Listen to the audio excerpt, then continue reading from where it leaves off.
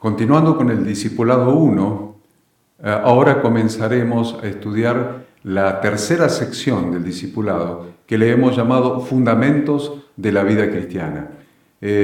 Aquí en esta sección hemos de proveer las enseñanzas acerca de los temas básicos del estilo de vida cristiano y los hábitos de ser incorporados por el nuevo creyente a partir del nuevo nacimiento, tales como la oración, la fe, el amor entre los hermanos, la esperanza, el crecimiento espiritual, la palabra de Dios, testificar, la mayordomía cristiana, la adoración, la familia, las tentaciones, la idolatría, finalizando con una renovada comprensión del nuevo pacto que cada cristiano ha hecho con Dios. Así que comenzamos entonces con la lección, que es la lección número 12, referida a la oración. Vamos a estudiar la oración porque es el principio. La comunicación del nuevo creyente con el Padre Celestial es esencial, es el principio del camino. Entonces, lo que vamos a hacer con esta lección es hacer comprender al recién convertido que la oración es una de las maneras de mantener comunión con Dios. La otra manera de mantener comunión con Dios es la lectura de la palabra. Tenemos dos maneras entonces. La oración es mi manera de comunicarme con Él y la lectura de la palabra, de la Biblia, es la manera de Dios de comunicarse conmigo. Así que la comunicación con Dios, la comunión con Dios, se establece de estas dos maneras, oración y lectura de la palabra. Orar, entonces, es hablar con Dios. Así como leer su palabra en comunión con Él es escuchar su voz. No es una mera repetición la oración de palabras que se han aprendido a través de una memorización. Así como un niño no necesita que se le enseñe a llorar o a pedir cuando tiene alguna necesidad, la oración del cristiano debe brotar naturalmente y debe brotar espontáneamente desde lo más profundo del alma. Esa expresión de los verdaderos sentimientos y necesidades es lo que el Señor oye y luego responde. Vamos a establecer las condiciones de la oración. Presten atención a esta parte que son clave. Condiciones de la oración. En primer lugar, debemos orar al Padre. Muchas personas oran a otras personas, algunas ya fallecidas inclusive, o cosas que son incapaces para ayudarlo a resolver sus problemas. Ambas formas, o a otras personas que no sean el Padre, o a personas inclusive fallecidas, dijimos, o a cosas, son idolatría. Formas de idolatría. El cristiano debe orar al Padre Celestial porque Él puede suplir todas sus necesidades. Jesús dice, no me elegisteis vosotros a mí, sino que yo os elegí a vosotros y os he puesto para que vayáis y llevéis fruto, y vuestro fruto permanezca, para que todo lo que pidiereis al Padre en mi nombre, Él os lo dé. El mismo Maestro, el mismo Jesús, nuestro Señor, nos está enseñando que debemos orar al Padre en el nombre de Jesús para que el Padre otorgue las peticiones que le hemos hecho. Entonces, en segundo lugar de estas condiciones de la oración, debemos orar en el nombre de Jesucristo. Oramos en su nombre porque Cristo tiene naturaleza divina y además tiene naturaleza humana. Dice, por tanto, teniendo un gran sumo sacerdote que traspasó los cielos, Jesús, el Hijo de Dios, retengamos nuestra profesión, porque no tenemos un sumo sacerdote que no pueda compadecerse de nuestras debilidades, sino uno que fue tentado en todo según nuestra semejanza, pero sin pecado. Acerquémonos, pues, confiadamente al trono de la gracia para alcanzar misericordia y hallar gracia para el oportuno socorro. ¿Ven? Además, Jesús intercede por nosotros porque conoce nuestras necesidades, puesto que Él las vivió en sí mismo.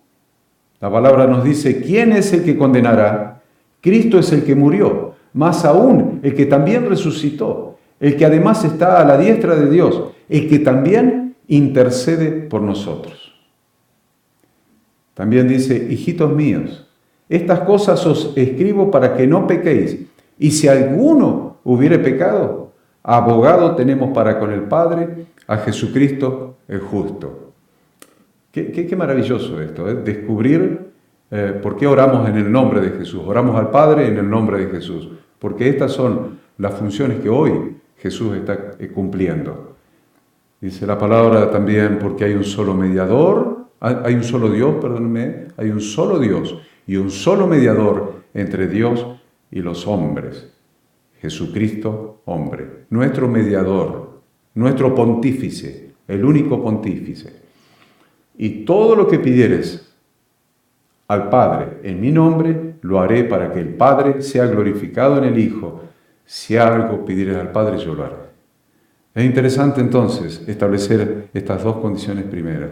Orar al Padre en el nombre del Hijo. La tercera condición de la oración es orar con fe. Tercera condición, orar con fe. Dios ha prometido escucharnos y contestarnos. Por eso desea que al orar confiemos en Él. Dice la palabra, y todo lo que pidieres en oración, creyendo, lo recibiréis. Es el libro de Mateo. También Hebreos dice, pero sin fe es imposible agradar a Dios, porque es necesario que el que se acerca a Dios crea que le hay y que es galardonador de los que le buscan. Galardonador quiere decir premiador, que te va a dar el premio por buscarlo con fe. La cuarta condición, entonces, va a ser, debemos orar sistemáticamente. Debemos orar sistemáticamente. Un problema común para el cristiano es que planea orar, planifica orar por algo y luego lo olvida. Y más grave aún es la falta de constancia para orar diariamente. La respuesta a ese problema es el desarrollo de una vida sistemática de oración. La mejor manera de disciplinarse uno mismo para hacer esto es hacer una lista de oración. Usar un cuaderno, una hoja, una carpeta y tener su lista de oración. Esto sistematiza la oración, disciplina la oración. Los siguientes versículos se refieren a la necesidad de ser personas ordenadas en lo que se refiere a la oración, mostrando la autodisciplina que el apóstol Pablo mismo tenía en este sentido. El apóstol Pablo decía, no ceso de dar gracias por vosotros, haciendo memoria de vosotros en mis oraciones. También decía, por lo cual también nosotros, desde el día que lo oímos, no cesamos de orar por vosotros y de pedir que seáis llenos del conocimiento de su voluntad, en toda sabiduría e inteligencia espiritual. También le decía a los tesalonicenses, damos siempre gracias a Dios por todos vosotros, haciendo memoria de vosotros en nuestras oraciones. Así que ahí vemos al apóstol Pablo orando por los cristianos de tres iglesias. En primer lugar, orando por los efesios, en segundo lugar, orando por los colosenses, en tercer lugar, orando por los tesalonicenses. Un gran número de hermanos, un gran número de iglesias que si no hubiera tenido una disciplina para hacerlo, no podría estar afirmando lo que afirma en sus cartas. En el próximo lugar, debemos orar específicamente. Un error común de muchos cristianos es ser demasiado universales en la oración. ¿Cómo oramos específicamente? Señor, bendícenos en este día. ¿En qué dice el Señor? ¿No sabés qué necesitas? Es como pedir perdón genéricamente. Si en algo he ofendido a alguno, le pido perdón. ¿No sabés lo que hiciste? En la oración es lo mismo. ¿No sabés lo que necesitas? Sé específico en la oración para poder ejercer fe sobre el tema específico, sobre la necesidad específica. El ejemplo más gráfico de una oración específica y clara es el Padre Nuestro. Bien específica, bien clara. Y el Padre Nuestro es una oración que nos enseñó como modelo nuestro Señor Jesucristo. Es el modelo de oración. Seamos específicos. La próxima condición de la oración es debemos orar persistentemente. Dice que Jesús les refirió una parábola sobre la necesidad de orar siempre y no desmayar. Persistencia, siempre y no desmayar. Seguir insistiendo. El cristiano debe dedicar un tiempo diario a la disciplina de la oración. Nuestro modelo de oración siempre es Jesucristo. quien notablemente se apartaba para orar. También la Biblia nos menciona el ejemplo de otros hombres de oración. Por ejemplo, dice que Daniel oraba 3 veces al día.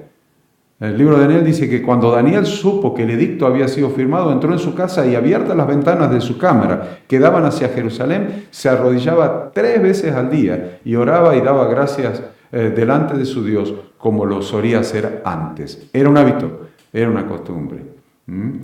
Podemos en este momento, por ejemplo, que estamos enseñando esta lección en el grupo, detenernos para asegurarnos de que estas enseñanzas hayan entrado, se hayan grabado en la mente de las personas. Así que, por ejemplo, le podemos hacer una pregunta para el diálogo. ¿Qué aspecto de la oración tratados en este estudio le parece más difícil de llevar a la práctica? De todo lo que hemos hablado, ¿qué te parece más difícil de llevar a la práctica? ¿Orar al Padre? ¿Te parece difícil? ¿Orar en el nombre de Jesucristo? ¿Te parece difícil? ¿Orar con fe? ¿Te parece difícil? ¿Orar sistemáticamente te parece difícil? ¿Orar específicamente te parece difícil? ¿Orar persistentemente te parece difícil? Bien, hacemos un breve diálogo, la gente se distiende y nos aseguramos que haya entendido aquellos aspectos que ya le hayamos enseñado. Y ahora inmediatamente le vamos a enseñar los pasos de la oración. ¿Cuáles son los pasos bíblicos de la oración? Porque la Biblia habla mucho acerca de la oración y cómo hacerla. Entonces la oración incluye varios pasos. El primer paso que incluye la oración es la adoración. La adoración. La adoración es una actitud física y o espiritual. Veamos, por ejemplo, Josué. Él respondió, no, mas como príncipe del ejército de Jehová he venido ahora. Entonces Josué, postrándose sobre su rostro en tierra, le adoró y le dijo, ¿qué dice mi Señor a su siervo? ¿Ven? Una actitud física, postrándose con su rostro en tierra, adoró. Otro ejemplo, y al entrar en la casa, vieron al niño con su madre, María, y postrándose le adoraron. Y abriendo sus tesoros le ofrecieron presentes, oro, incienso y mirra. ¿Ven? Los magos de Oriente, cuando vinieron a adorar a Jesús, ¿cómo lo adoraron? Con una actitud, postrándose. Siempre la adoración es una actitud, ya sea física, de reverencia, inclinar el rostro, cerrar los ojos, arrodillarse, postrarse, levantar las manos, mirar al cielo. Una actitud física es la adoración. Ahora, digamos, en ciertos momentos no podemos tener ninguna de este tipo de actitudes físicas. Estamos manejando el auto, ¿no podemos adorar a Dios? Claro que sí. Tener una actitud espiritual. Una actitud de reverencia en tu espíritu, una actitud de sumisión, de inclinación ante la soberanía de Dios en tu espíritu. Por eso decimos una actitud física y o espiritual. Entonces, la primera, dijimos, es la adoración. La segunda condición, el segundo paso en la adoración. Yo me arrodillé, por ejemplo, ya cumplí el primer paso. Ya estoy en una actitud de adoración. El segundo paso es la alabanza. La alabanza es el acto de rendirle el culto debido a Dios, reconociendo lo que Él es y lo que Él hace. ¿Qué es alabar a alguien? Alabar a alguien es hablar bien de esa persona. Eso es la alabanza. Entonces comenzás a hablar bien de Dios. Dios, eres bueno, eres misericordioso, eres clemente, eres lento para la ira, eres grande, eres maravilloso, eres todo amor, eres justo, eres omnipotente, ¿ven? ¿Qué estoy haciendo? Hablando bien de Dios. Hablar bien de otra persona es alabarle. Y esta es una condición esencial. Lo leemos en los Salmos. Dice, grande es Jehová y digno de suprema alabanza. Y su grandeza es inescrutable. En otro Salmo dice, el que sacrifica alabanza me honrará. Y el que ordenare su camino, le mostraré la salvación de Dios. Ahí tienen el segundo paso del proceso de la oración. El tercero es la acción de gracias. Dios nos enseña que siempre debemos estar agradecidos por todo lo que recibimos. Esto es ser pobres en espíritu. Un pobre que no tiene nada, absolutamente nada, está en la absoluta miseria, le das un pedazo de pan, te va a agradecer. Le das un sándwich, te va a agradecer. Le das lo que sea, lo mínimo que sea, Te va a agradecer, ¿sabes por qué? Porque es un pobre, no tiene nada. Eso es ser pobre en espíritu, ser una persona agradecida por cualquier cosa, por más mínima que sea, que Dios nos dé. Al orar debemos expresar esa gratitud al Señor. A ver, algunos textos en los Salmos. Entrad por sus puertas con acción de gracias, por sus atrios con alabanza. Alabadle, bendecid su nombre. ¿Ven? Entrad con acción de gracias. A ver, otra lectura.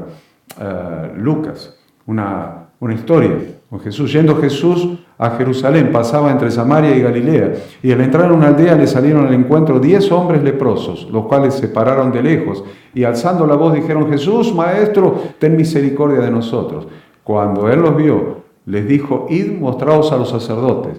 Y aconteció que mientras iban los 10, fueron limpiados. Entonces uno solo de ellos, viendo que había sido sanado, volvió glorificando a Dios a gran voz y se postró rostro a tierra a sus pies, dándole gracias. Y este era samaritano. Respondiendo Jesús dijo: ¿no son 10 los que fueron limpiados? ¿Y los 9 dónde están? ¿No hubo quien volviese y diese gloria a Dios, sino este extranjero? ¿Qué hizo el hombre? Dio gracias. Y Jesús prestó especial atención a esa actitud de dar gracias. Prestó tal atención que preguntó por qué los otros 9 no vinieron a dar gracias. Es tan importante para Dios nuestra actitud de dar gracias. Por eso Efesios 5:20 dice: dando siempre gracias por todo al Dios y Padre. Dando siempre gracias por todo al Dios y Padre en el nombre de nuestro Señor Jesucristo. Ese es el tercer paso de la oración. El cuarto paso va a ser perdonar. Perdonar. El buscar a quien perdonar cuando estamos en oración beneficia al que ora, ya que a sí mismo se libra de esa carga tan pesada y abre el camino para que seamos perdonados por Dios en el siguiente paso que vamos a ver ahora.